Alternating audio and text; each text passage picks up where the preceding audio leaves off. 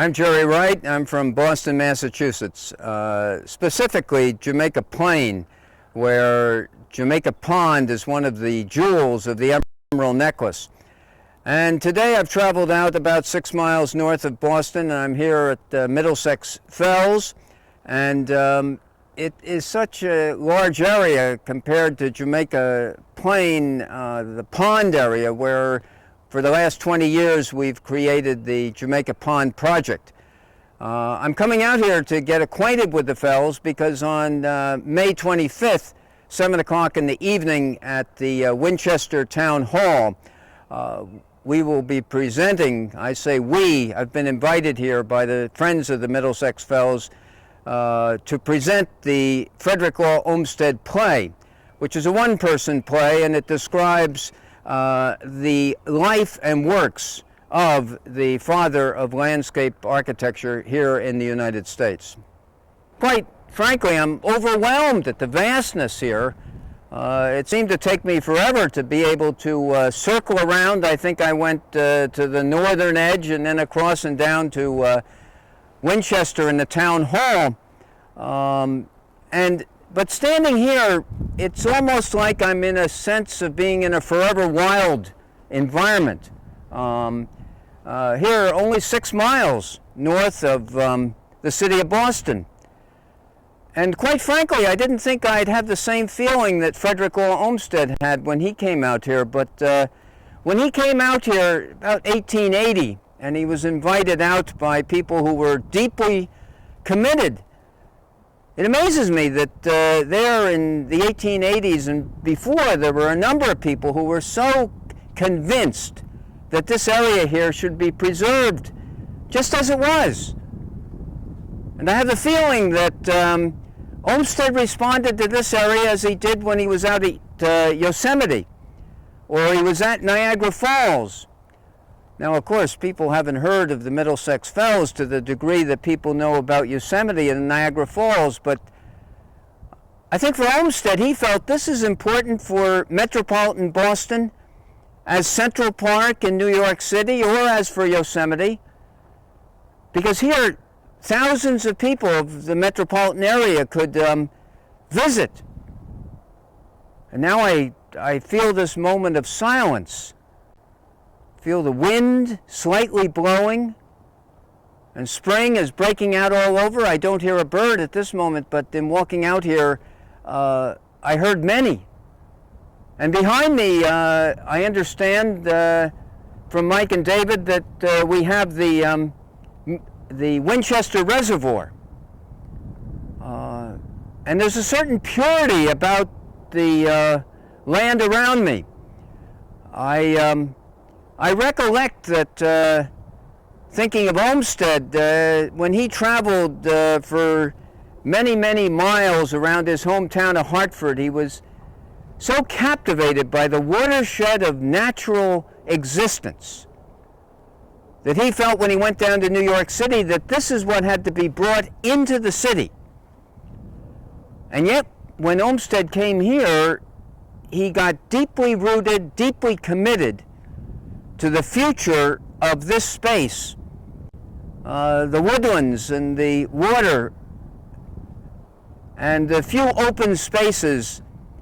I know when he spoke with Charles Eliot and his oldest son, John Charles Olmsted, he stated that here in Middlesex Fells and there down in the Blue Hills and there in the Waverly Park, Oak Park, that somehow here in the metropolitan Boston area, there would be a work that was more important than his work in Central Park.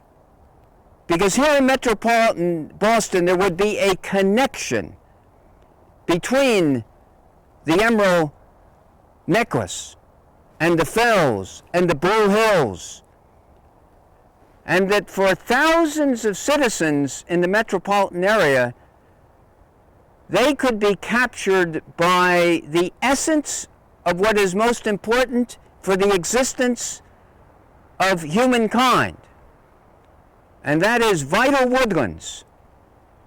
Woodlands that are needed in order for humanity to exist. So as I travel out here today, I'm just very thankful for the opportunity to visit the municipal building where the Olmsted play will be presented, and to have lunch with Mike and David and feel about the tremendous work. Of course, I knew that the work was of such a magnitude when I was contacted by a dear friend and advocate in the system in Boston, Sarah Freeman, and she said, you've got to communicate with Mike Ryan because he's battling against a development up in the fells. And I simply wrote one letter, but I found out that there were thousands of letters written, and that thousands of citizens responded to what I would consider to be one of the critical episodes in the defense of the environment here in the Commonwealth of Massachusetts. And for myself, it's these small areas that we must defend, because only as we defend small areas and put them together will we have for the future generations an environment that will support human beings. Olmsted said that what is it that a park is? It's a feeling of relief from the cramped and the controlling circumstances of the streets of the city. In other words, it is a sense of enhanced freedom that is to all and at all times the most important gratification afforded by a park. Olmsted didn't expect to have a park. We didn't need to create a park. It was already here. All we had to do was protect it. But that is easier said than done. And only because of the work that groups of citizens of the Middlesex area, the 5 communities, beginning back there in the 1880s, when they put together the first plans. And this is where Olmsted stepped in to help them and give them some guidance. But I'm sure that Olmsted said the people are there who are committed, they have the ability, and at this point, all that is needed is to be supported, for these people to be supported. And where Olmsted could step in and give support or introduce someone else, such as John Elliott, to get involved, then you would have a coming together of the human resources. Gerry, we were talking before about, well, actually I was pointing out a tree to you. Right. That, what was it, a hickory? Or? Shagbark hickory. Shagbark hickory. Right.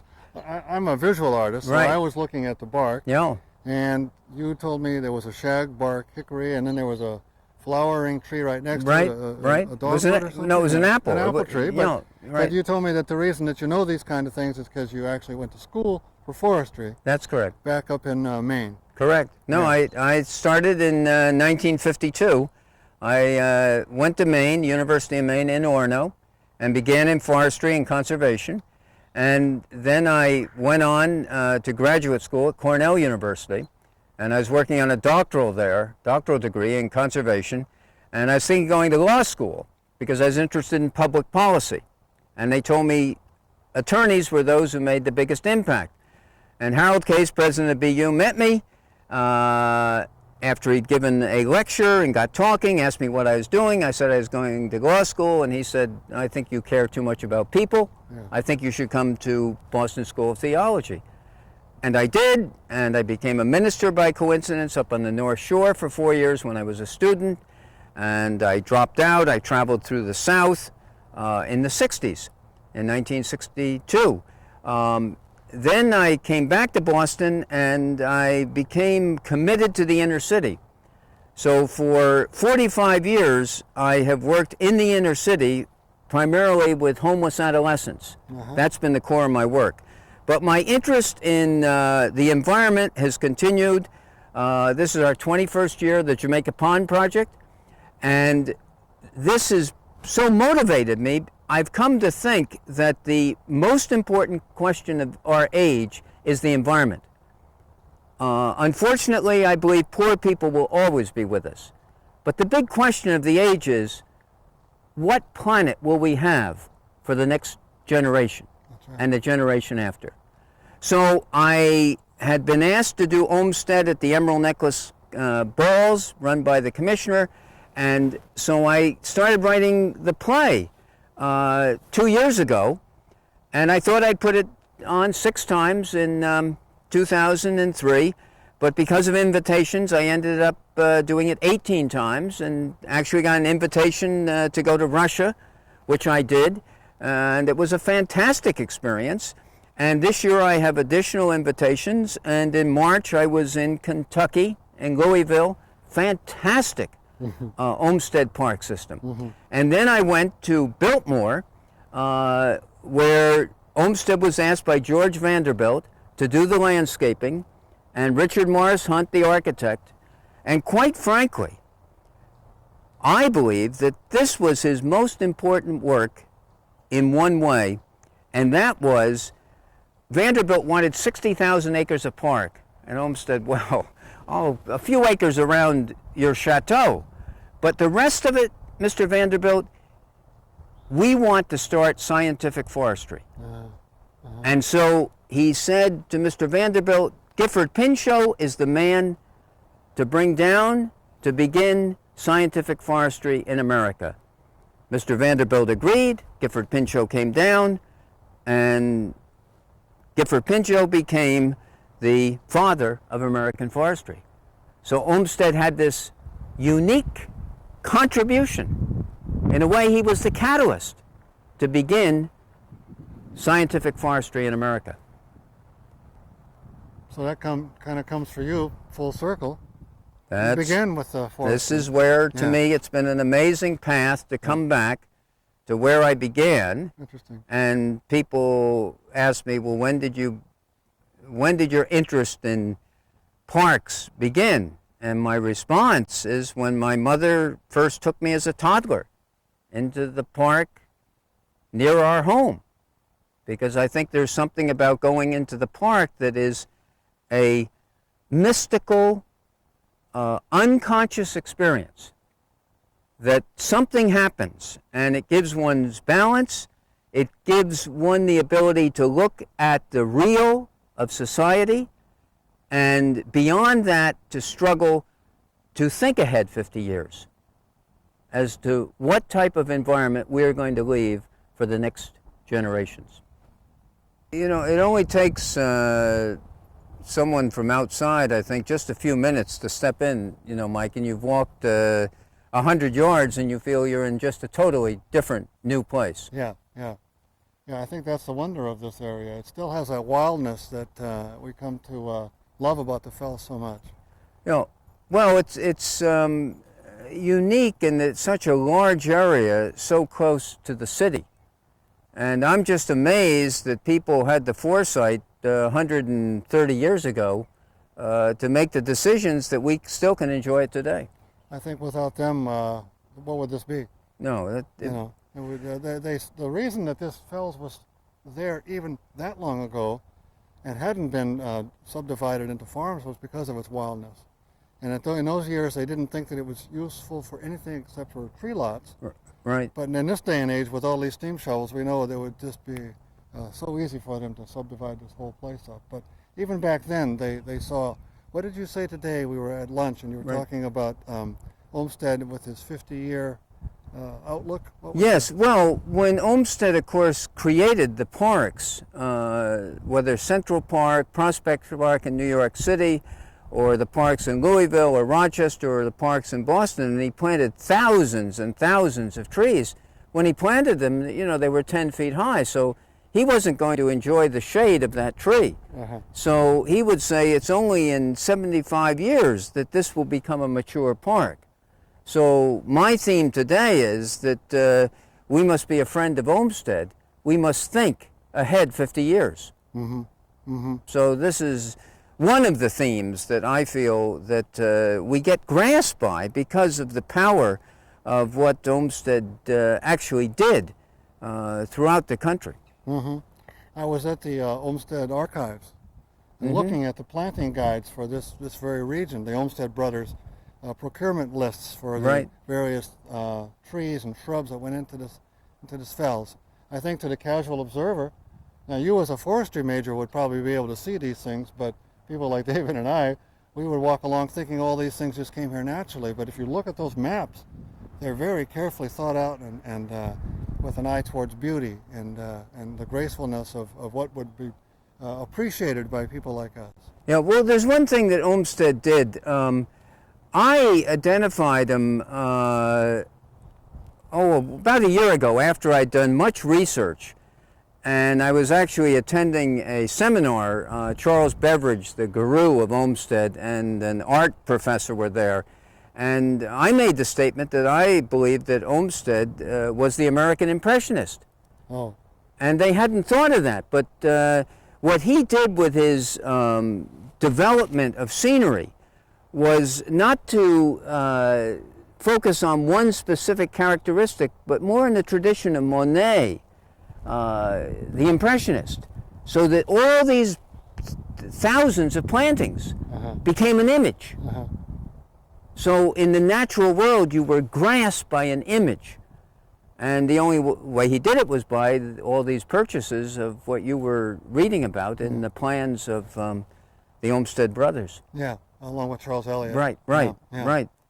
I wanted to ask you a question. If Olmsted were alive today, and again thinking about the future and future generations, what kind of a person would he be? What would be his activities? What would he be thinking about? Would he be thinking in the same way that he was then?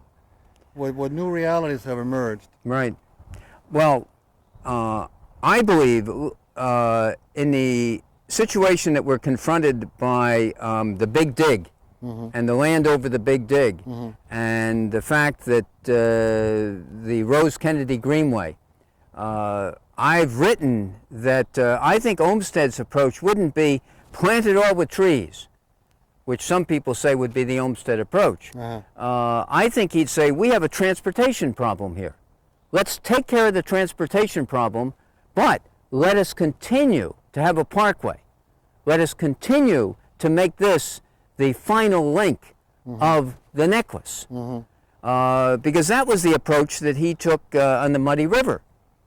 He really only considered Franklin Park the only park that he designed in Boston. The Muddy River was a sanitation problem.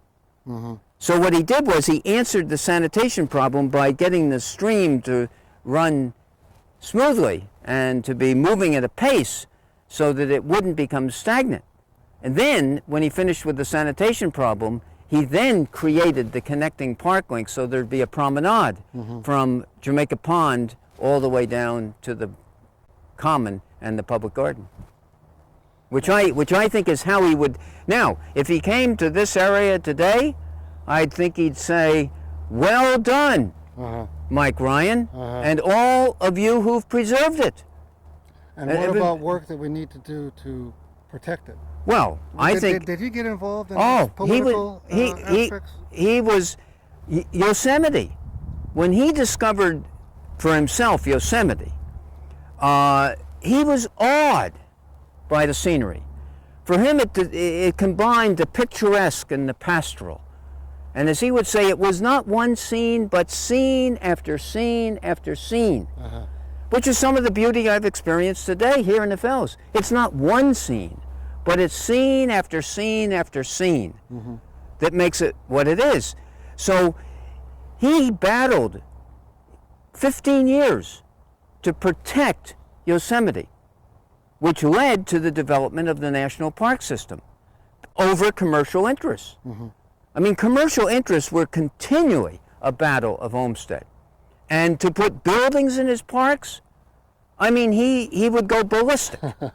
Yeah. If someone were to put a building in. How about a golf course on a sheepfold over there? Well, golf courses are something that at Franklin Park, especially his son John Charles, said there should not be a golf course here.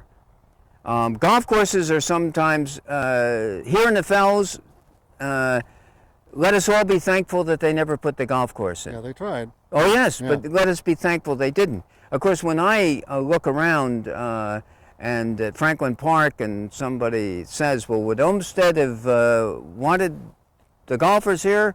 And I said, absolutely no, but just consider them sheep out there. Yeah. You know, just because don't let them take away from that mile-long valley.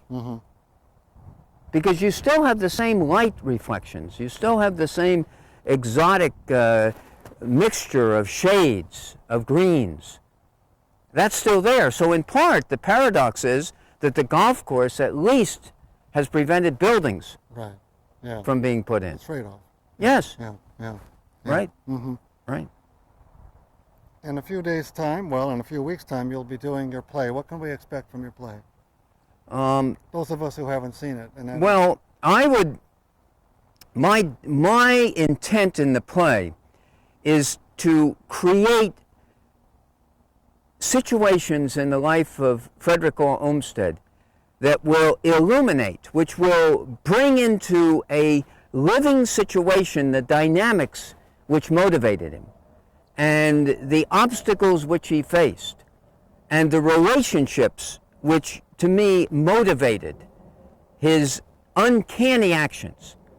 I mean, many people don't know that he wrote 3 books on slavery.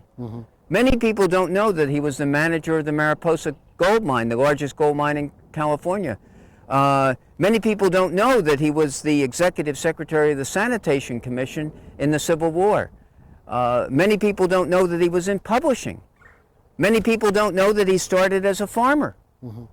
So all of these things I attempt to interweave into this 60-minute expression of the life and works of an unpractical man. And that phrase, unpractical man, comes from his writing. Because he thought that people kept saying, we want a practical solution. You know, we need to put a building here.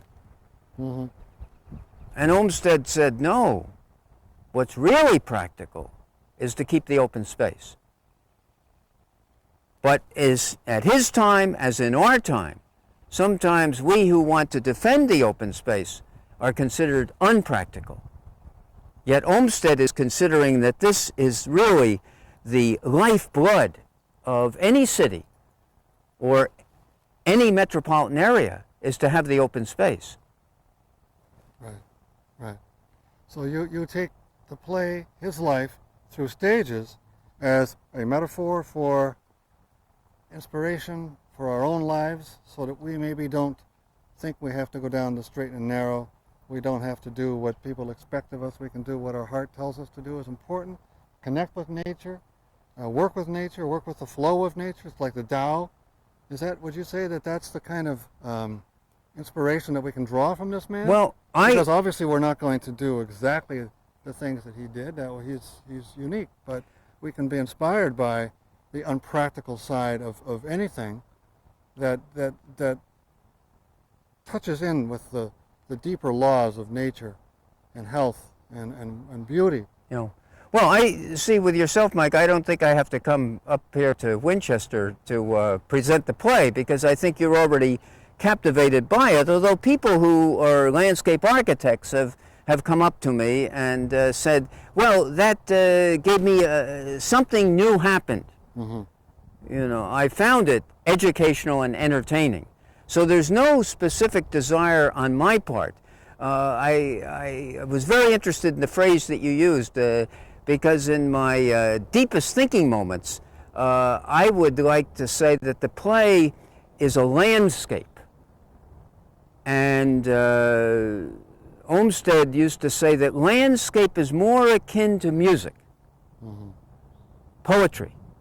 You know, you can't sort of get your hands around it and hold it. Right. It's an experience. So to me, it's a movement toward creating a symphony of the life and works of Olmsted, with all the contradictions. And why did he end up at McLean Hospital? Olmsted was such a purist, you see, and he had such clear ideas, So he would argue with his best friends, H. Richardson, who he highly admired, Calvert Vaux, who he thought was a genius. And clearly he said, without Calvert Vaux, I am nothing. So he worked with these people who had training as architects. And Olmsted, I didn't have a high school education. I never graduated from a grade school. Who am I to be standing in the midst of the great architects of our time? Yet here am I arguing with them. You know, in the Columbian Exposition, the Chicago's World's Fair of 1893, you know, I developed a lagoon and an island. And I wanted electric boats to come in. And Burnham, the chief architect, oh no, we've got to move people faster. We've got to have these steamboats. I said, no, we want it quiet. So when people come into the lagoon, there's stillness. So here we are in the quietness of Middlesex Fells, and I continue to get grasped by the spirit of Olmsted. Quite frankly, Mike, as I talk with you and the work that you have done, and David here, I've listened to today, and the younger generation that's coming after us, I get enthused and motivated. So to me, it's a mutual sense of interaction between us, where each person, whether we've had many years of experience or just a very few years of experience, that we come together and we decide this is a cause that we must give our lives to. Well, it's been our pleasure to have you here today, and we'll look forward to seeing you in 2 or 3 weeks' time. And who knows what could happen. Terrific. After that. Look forward to it. Thanks, old friend.